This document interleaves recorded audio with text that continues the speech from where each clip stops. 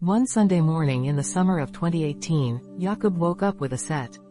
There was a big bump and a scrape from outside the garden. The sun shone in through the curtains, and Jakob could hardly wait to come out and play. Pushing the covers aside, he jumped out of bed and slipped to the window. He looked out and rubbed his eyes one more time. Was what he saw real? Someone had made a big hole in the garden. Jakob's heart raced with excitement and curiosity.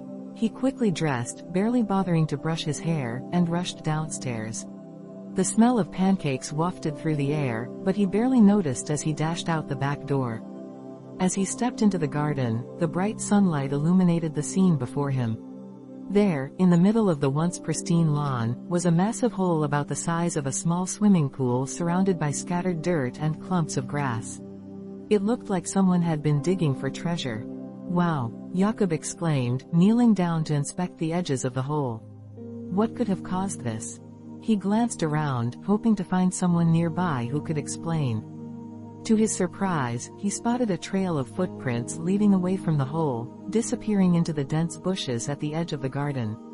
His imagination raced with possibilities. Maybe it was a treasure hunter, or perhaps a mischievous animal had dug it up. With a sense of adventure brewing inside him, Jakob decided to follow the footprints. He carefully navigated through the tall grass and wildflowers, his heart pounding with anticipation.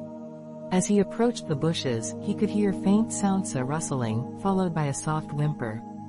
Jakob pushed aside the branches and peered through. To his astonishment, he found a small, scruffy dog trapped in a tangle of roots and vines. Its big brown eyes looked up at him, filled with a mix of fear and hope. "Oh no, you poor thing," Jakob exclaimed, forgetting all about the hole for a moment. He knelt beside the dog, gently reaching out to soothe it. "Don't worry, I'll help you." Carefully, he began to untangle the vines, working slowly to avoid hurting the frightened animal. After a few minutes of careful maneuvering, the dog was free. It shook itself off and looked up at Jakob, tail wagging tentatively. "You're safe now," Jakob said, grinning from ear to ear. He felt an instant connection with the little creature. "What should I call you?"